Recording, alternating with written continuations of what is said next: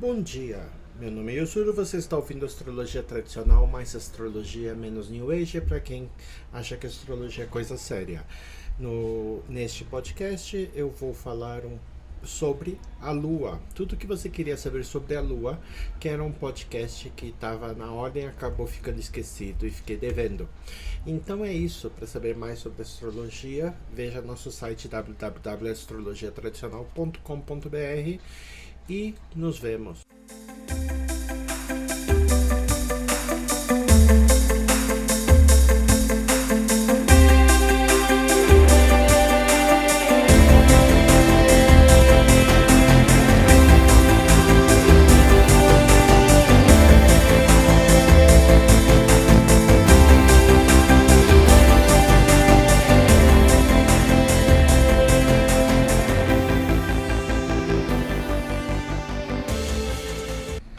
Vamos então falar sobre tudo que você queria saber sobre a Lua. Qualquer coisa, visite nosso site astrologiatradicional.com.br. Meu nome é Yuzuru e este podcast você pode ouvir, se já não está ouvindo, não só no nosso site, mas também em vários apps de podcast como Stitcher, o iTunes, Deezer, TuneIn e vários outros. Vamos então falar tudo que você queria saber sobre a Lua. Bem, na astrologia tradicional nós temos 7 planetas e eles são categorizados basicamente da ordem em que eles estão do mais longe até o mais próximo ou do mais lento para o mais rápido. Então, nós temos desde Saturno, que demora quase 30 anos para dar uma volta no zodíaco, seguido por Júpiter, Marte e Sol, Vênus e Mercúrio. Sol, Vênus e Mercúrio demoram um ano mais ou menos para dar volta no zodíaco, e até o nosso satélite, a Lua, que é o 7º planeta, e então ele dá volta em apenas 29 dias, 28, 29 dias, sendo o planeta mais rápido.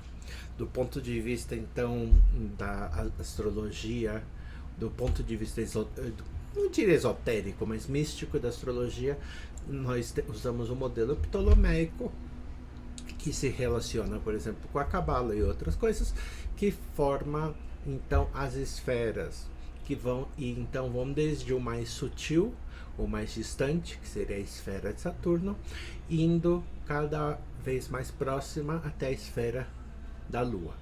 Então a Lua serve de fronteira. Acima da Lua nós temos a esfera celeste dos planetas, que eles mudam apesar de continuar os mesmos. Então Marte está sempre o mesmo, apesar de ir mudando de signo. Então ele segue um ciclo eterno. E acima deles tem as estrelas fixas, e acima das estrelas fixas não vamos comentar no momento, depende da visão neo-hermeticista, etc., gnóstica, etc. O mundo material, então, é chamado de sublunar, o mundo da geração e da corrupção, vida e morte, nascimento e morte, primavera, verão e inverno. No mito platônico da alma, a alma ela decide encarnar no mundo, porque o espírito deseja a matéria deseja o espírito.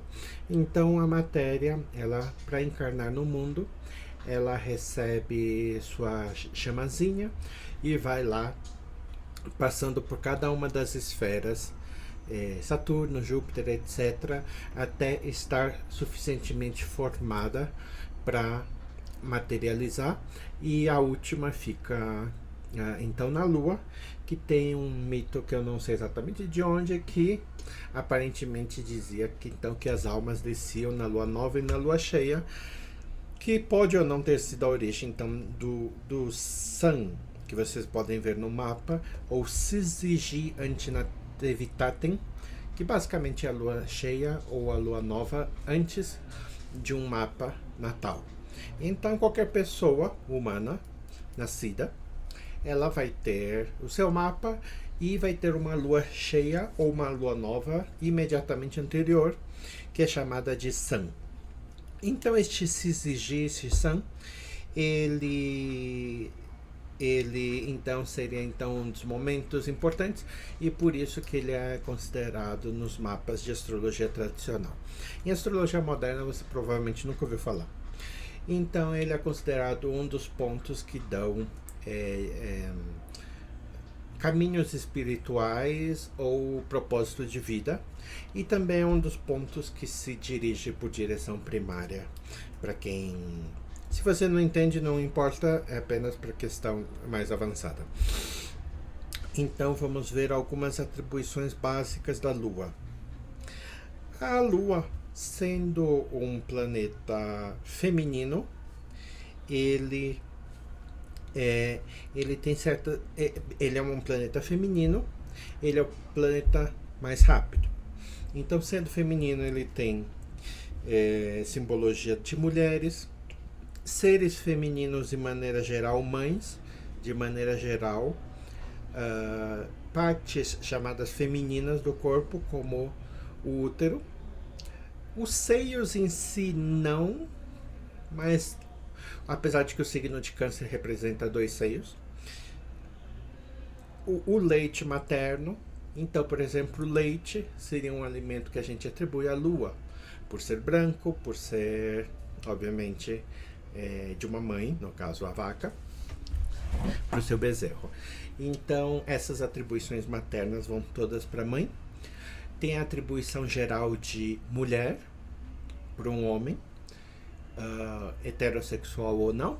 Ele tem a representação e que mais? Então, por exemplo, a mãe, seja do homem ou da mulher, vai ser representada em geral pela Lua. Tem uma representação de mente, tem uma representação das pessoas em geral, que são o povo.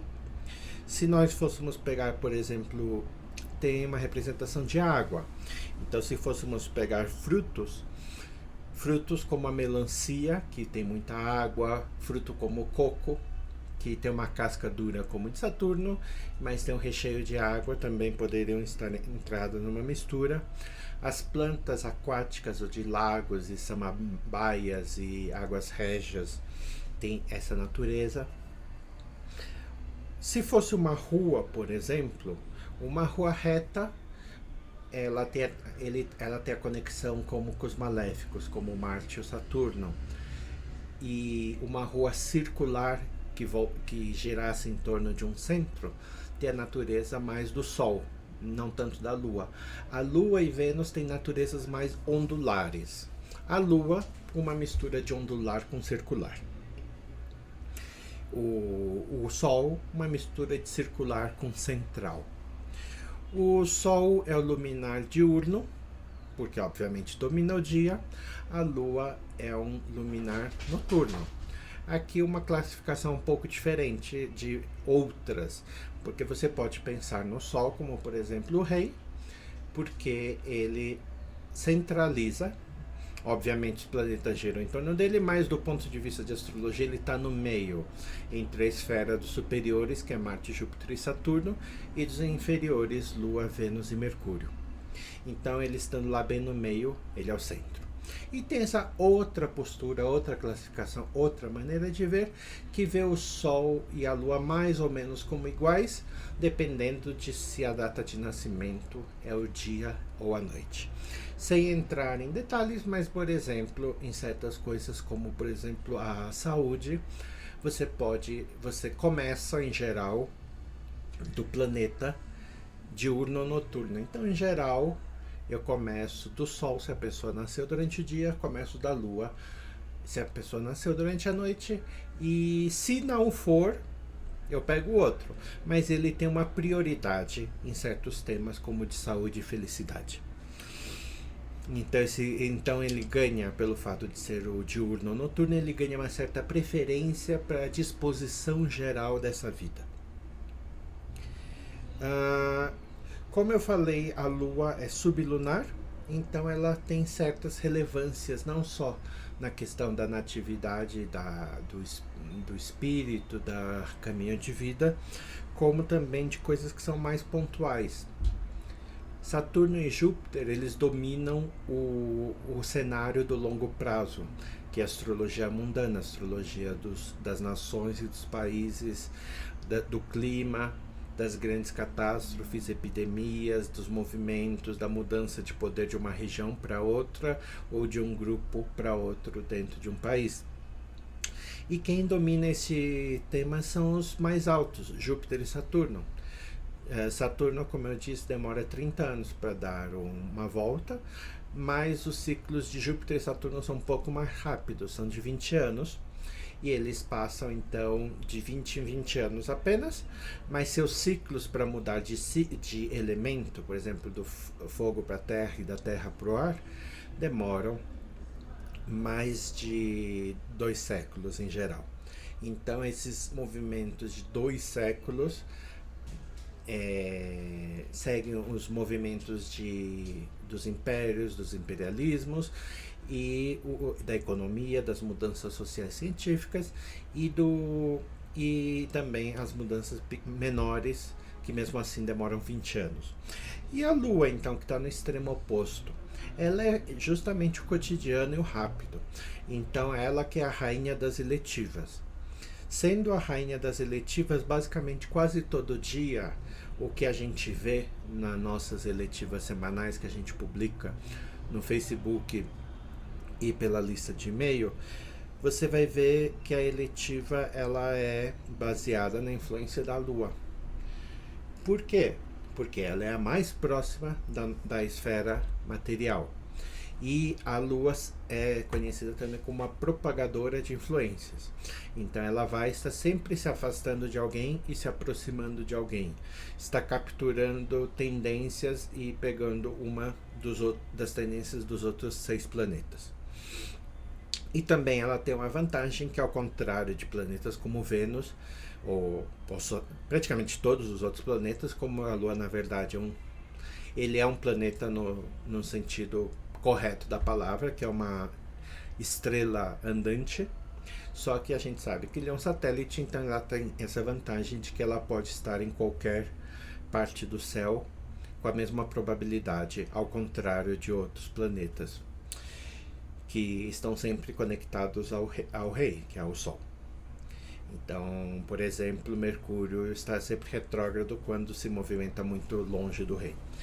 Então, a Lua, sendo o movimento eletivo, ela determina a característica eletiva.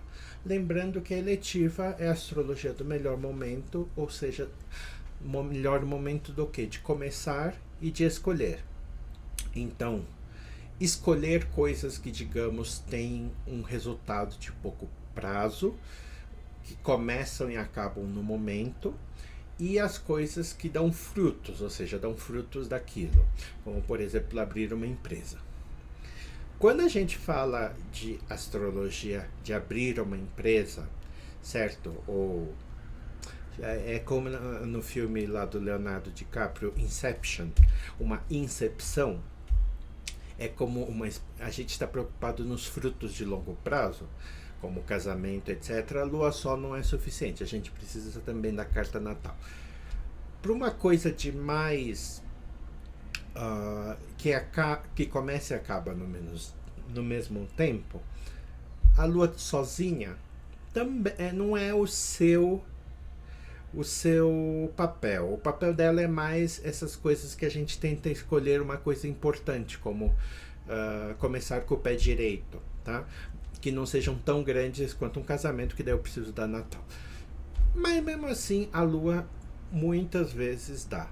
Então, tem alguns alunos que, por exemplo, fazem coisas como mediação de conflito e começaram a ver a Lua e me falaram às vezes que de um dia que a Lua está fazendo trígono para um dia que está fazendo oposição, o número de conciliações no dia pode baixar de 80%, subir para 80% ou baixar para quase nada. Então são fatores que afetam os humores gerais, afetam as tendências gerais. Então, claro, isso é para todo mundo, portanto é uma tendência geral. E algumas pessoas vão ter tendências específicas para bom ou para ruim. Então, na eletiva é muito importante. E outro que também é bem digamos, preso no nosso mundo mais terrestre, mais de curto prazo, são as horárias, que é a maneira que a gente usa para fazer divinação, né? Então é o equivalente do tarô.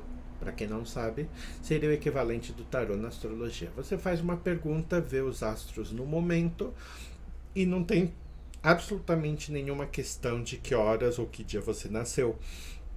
E sim, a carta do momento é vista de uma maneira bem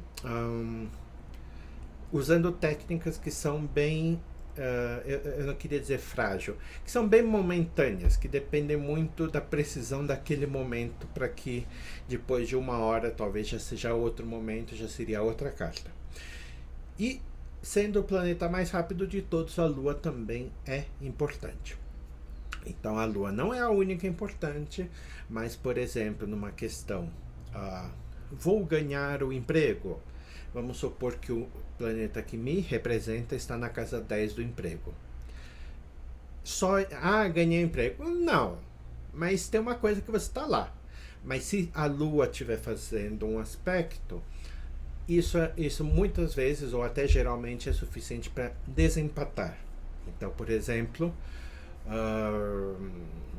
o meu planeta está na 10 e a Lua está fazendo um trígono para um planeta que a recebe, por exemplo, Júpiter, e ela está em Peixes. Então Júpiter recebe esse aspecto, conclusão positiva. Então são esses tipos de coisa que a gente pode usar, principalmente em objetos perdidos. Por exemplo, a Lua, ela já tem a simbologia natural do objeto, que é estar perdido, é o objeto que está se movendo, principalmente se for uma pessoa perdida, talvez um gato, mas mesmo um celular, ele é bem representado pela Lua, pela questão do objeto perdido, em movimento, estando em algum lugar. Numa questão, por exemplo, de compra e venda, a Lua é o objeto comprado e vendido, certo? Então a Lua, ela se afasta de alguém e vai para alguém. Este se afasta, quem seria? O vendedor. O objeto se afasta e ele vai para o comprador. Então isso pode nos dar indicações, por exemplo, indicações complementares, já que numa horária o mais importante seria o ascendente, seja para o comprador ou vendedor, mas da pessoa que está perguntando. Mas isso pode dar indicações, por exemplo, se a Lua está vindo para mim, pode ser que isso significa que eu vou receber minha mercadoria, certo? Em perguntas em geral, uma das coisas que quem aprende astrologia aprende lá uma astrologia horária, aprende umas lições do Lilly, que fala que é o co-significador, e daí fica brigando com aquela coisa de o que significa co-significador, etc. Não, o significador é sempre o ascendente, é sempre o senhor do ascendente. Eu sou sempre o senhor do ascendente, e caso a pergunta não seja sobre eu, seja sobre um amigo, seria o regente da 11, por regiomontanos, tá? Não é por signos inteiros de jeito nenhum. Se fosse o marido, mulher, esposa, amante, ficante, casa 7, certo? Nada de 5, casa 7, da outra pessoa. Também serve para inimigos e até para pessoas em geral, tá? Daí este regente que seria o representante daquela pessoa. Então a Lua não é bom dizer que é co-significadora, mas ela é significadora em geral, é significadora em geral da questão. Então se ela está ruim, alguma coisa está ruim. Mas se, por exemplo, o meu planeta e o planeta da coisa que eu quero estão lá fazendo as coisas que eles têm para fazer bem, o resultado é positivo, independente da Lua. Mas talvez traga alguma dificuldade. Outra possibilidade é que a Lua, geralmente, ela traz uma questão de tempo.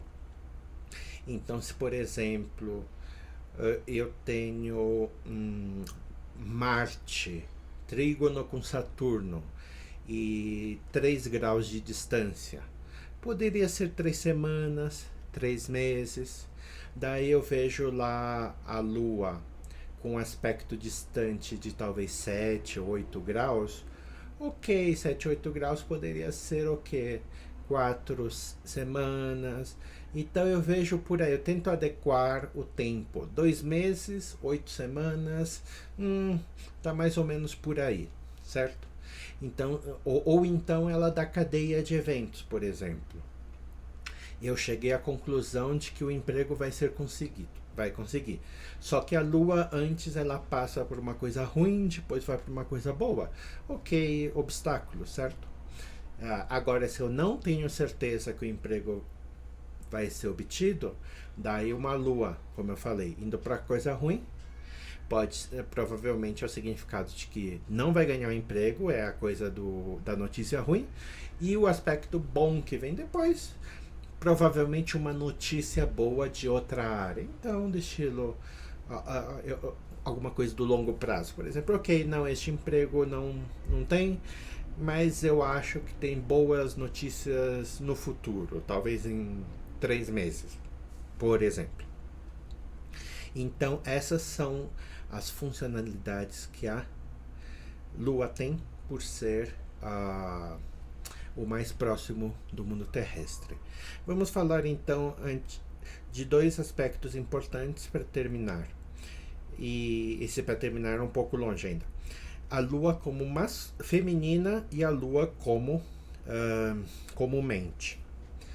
A Lua como feminina é uma coisa muito básica. Acho que mesmo a astrologia moderna ninguém fere este ponto. Mas é curioso que a Lua começou como masculina.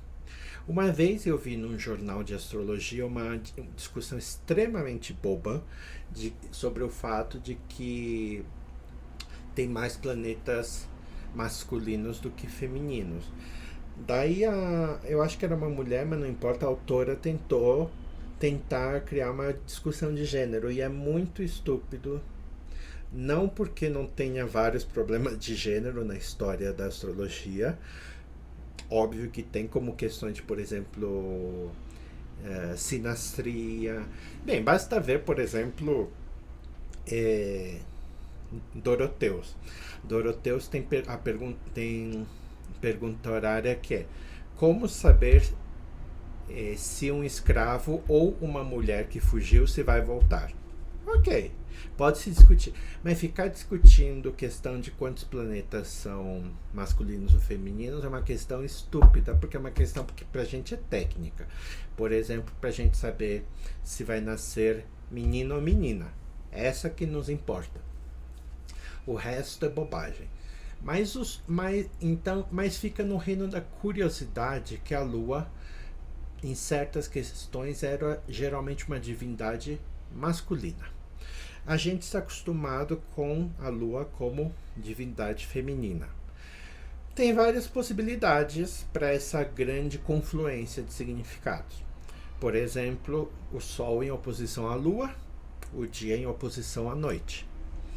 O ciclo da Lua basicamente também coincide com o ciclo das marés, rudemente falando, e ciclos de femininos, ciclos menstruais, também rudemente falando, porque senão toda mulher estaria menstruando com a lua cheia. Mas tem grosseiramente o mesmo período de 28, 29 dias. A lua, ela então tem suas 3 fases, que são marcadas por deusas tríplices. Onde você tiver uma deusa de 3 cabeças, uma deusa de 3 faces, ou 3 deusas que seguem mais ou menos a mesma ideia, nós temos uma deusa tríplice. Nós temos Diana, Hera e Hecate. Nós temos Hecate, que sozinha ela já é uma deusa tríplice. Nós temos 9 musas, que é 3 vezes 3. Nós temos 3 destinos, certo? Que tem várias versões, como por exemplo aqui tece, aqui corta e aqui mede o tecido da vida. São os 3 destinos. Nós temos as 3 fúrias, que castigam os culpados de crimes de matricídio, fratricídio e patricídio não, mas matricídio acho que sim. Matricídio, fratricídio. Então as fúrias são as deusas antigas de punição e castigo. E praticamente qualquer divindade que forme alguma coisa como três, como Ishtar e outras. A formação mais básica, que você vê em certas coisas de Wicca e bruxaria moderna, New Age, é a deusa tríplice, como mocinha, ou seja, pré-menstrual,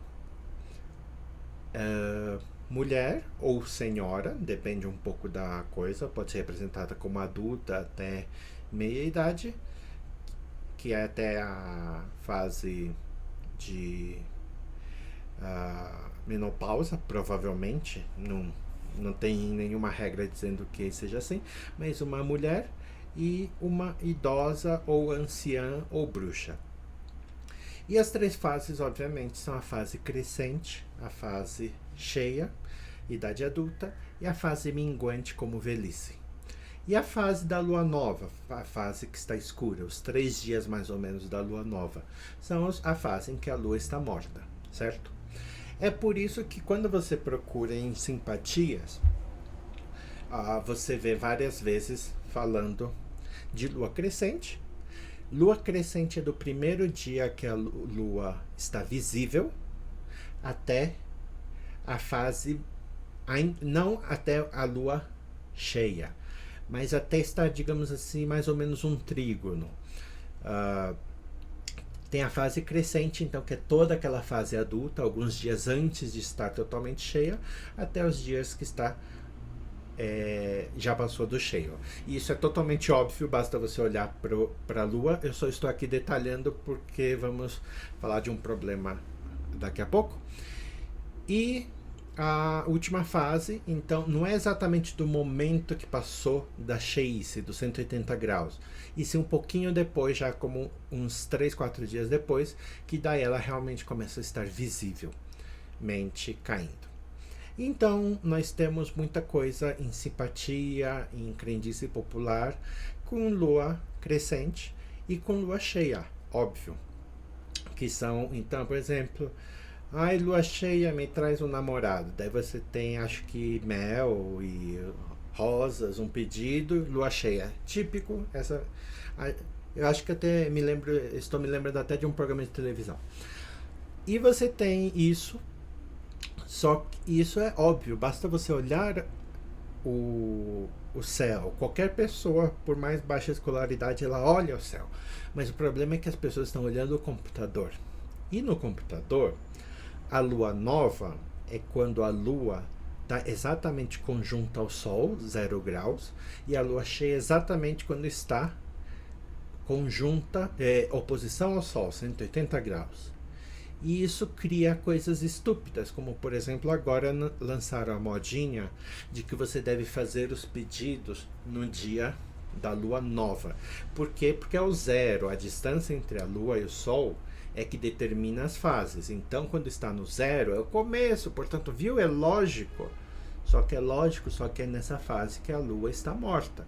Nós temos donzela, senhora, anciã. E qual que é a outra parte? Não tem. A lua está escondida, está invisível, está morta, certo?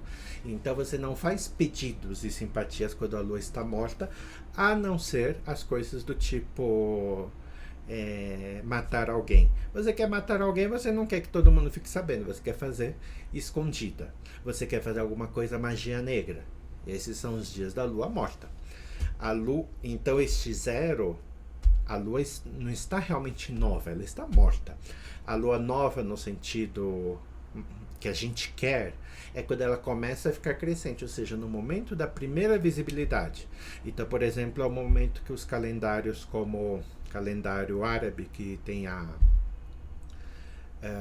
calendário árabe que usa para ver o Ramadã, por exemplo. Eu posso estar errado, mas se eu não me engano, o Ramadã é primeira lua crescente que está perto de Antares, de Aldebaran. Mas se eu tiver errado, perdão, mas acho que é alguma coisa assim. Mas então não é a lua nova calculada, porque a lua nova calculada no computador é invisível ao olho nu. A primeira lua é aquele risquinho ainda, só vai vir como um dia depois, um dia e meio depois.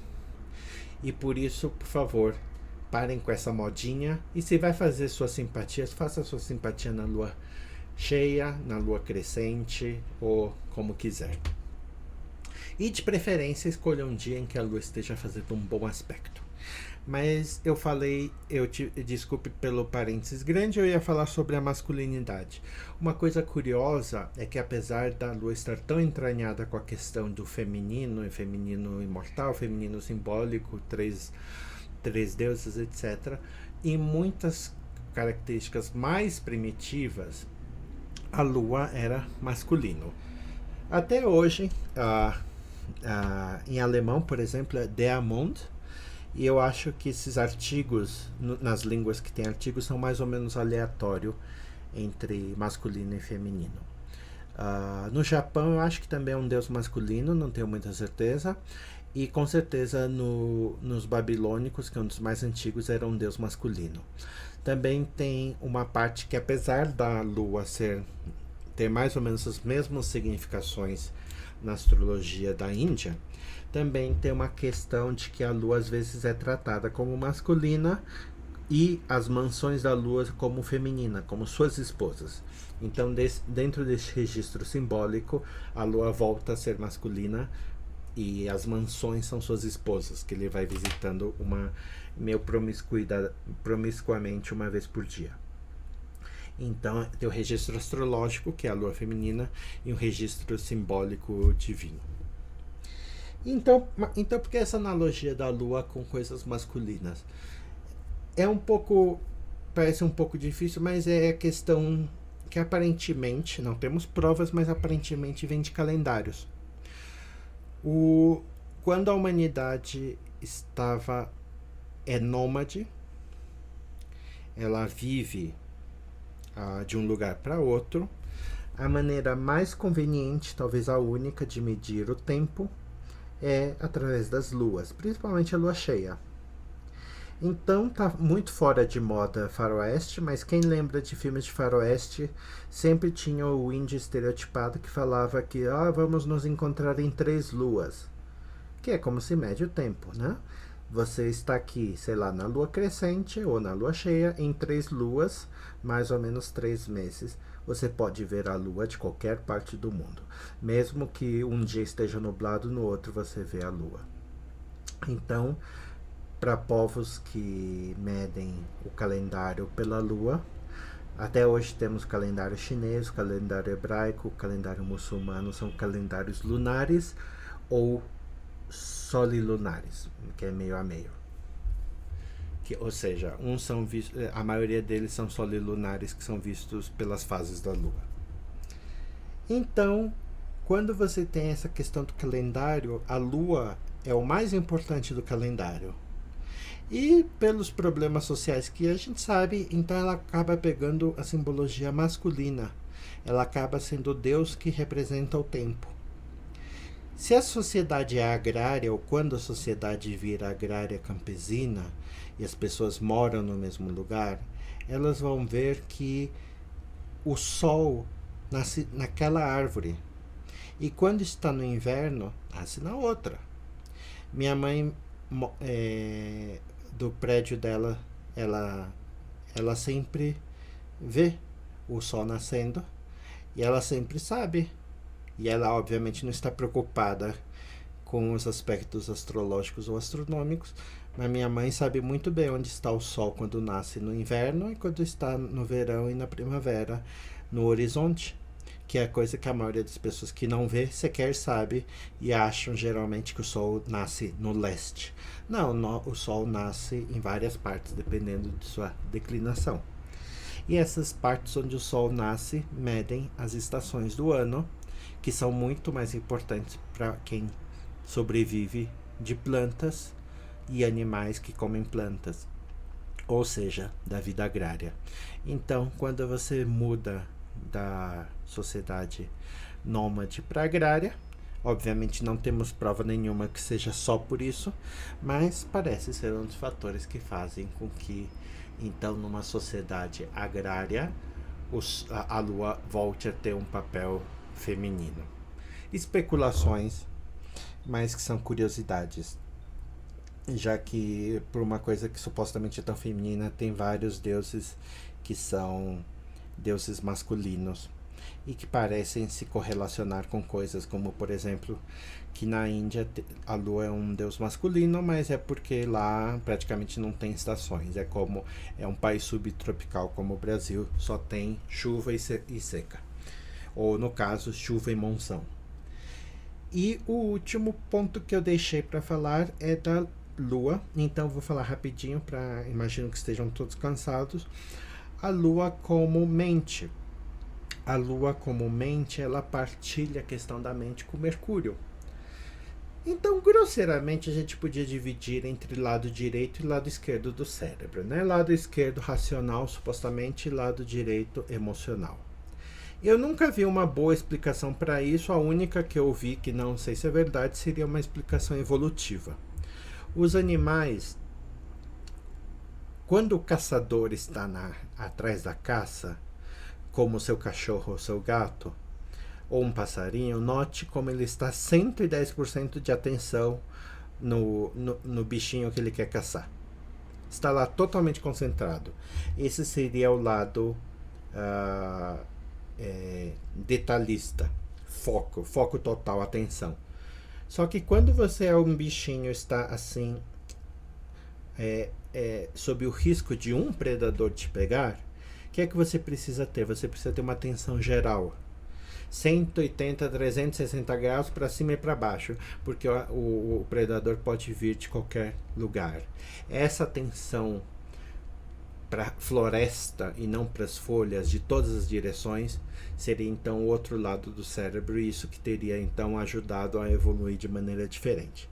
Se é verdade ou não, não sei, eu vi no YouTube, mas seria uma explicação de por que nós então temos um lado, que seria Mercúrio, que basicamente o que ele faz? Ele é um lado cognitivo, um lado que categoriza, compartimentaliza, arquiva, organiza, classifica. Então, Mercúrio são a palavra em forma de conceitos. É o fato de que, por exemplo, se a gente não tem uma palavra para alguma coisa, a gente não pode discutir essa coisa.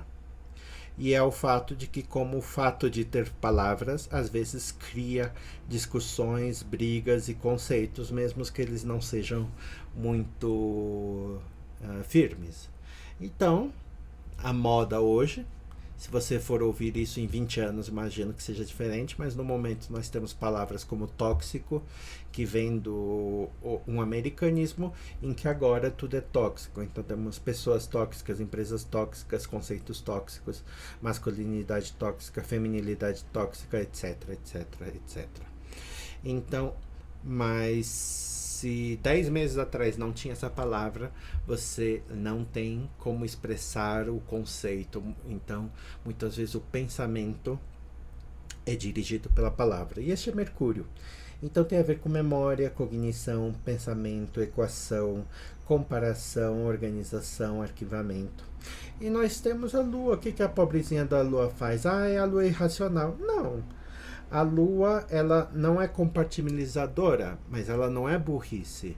Ela não fica em casa chorando e sendo irracional e louca. Apesar de que, obviamente, um dos fatores que a gente esqueceu de falar é a associação de Lua com loucura, como lunáticos, né?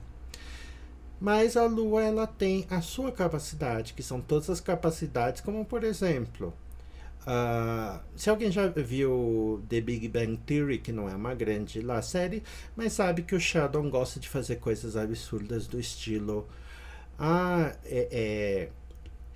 você sabe nadar? Sim, claro, eu li um livro sobre isso. Como assim li o livro? É óbvio que a capacidade é transferível. Então,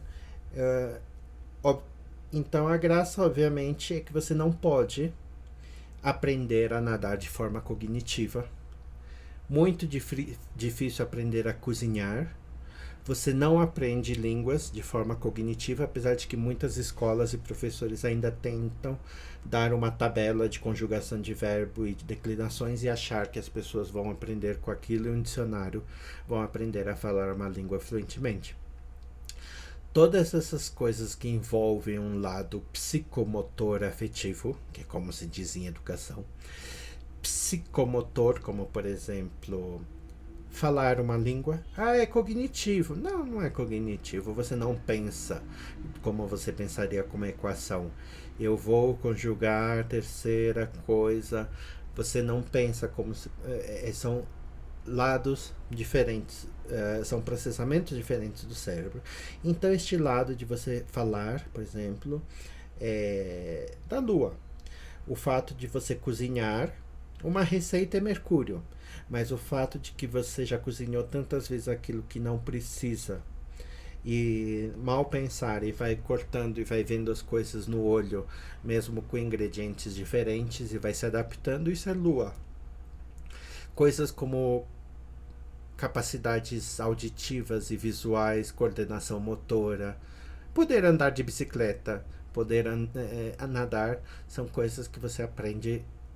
Toda essa conexão mente com músculo, então é basicamente o que nós chamamos da lua e a neurologia chama de outras coisas, ok?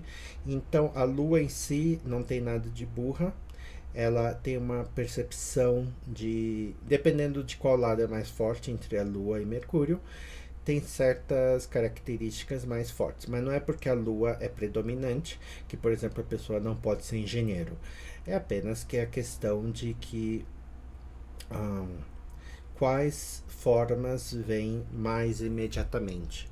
Então a lua não é apenas intuição, ela é uma intuição, mas é reflexão, mas é saltos de julgamento, aprender as coisas numa gestalt, num contexto completo, ok? Aqui só para dar uma ideia mais ou menos das diferenças que a lua pode pegar. Bem, é isso por hoje, senhores. Se gostaram, não esqueçam de visitar nosso site astrologiatradicional.com.br. Vocês podem nos encontrar também no iTunes. Acho que está como Astrologia Tradicional e Usura, porque eu tive que separar de outro podcast. Então é isso, senhores. Até mais e bom dia. Isso foi tudo que vocês queriam saber sobre a Lua. Visite nosso site astrologiatradicional.com.br. Mais astrologia, menos New Age.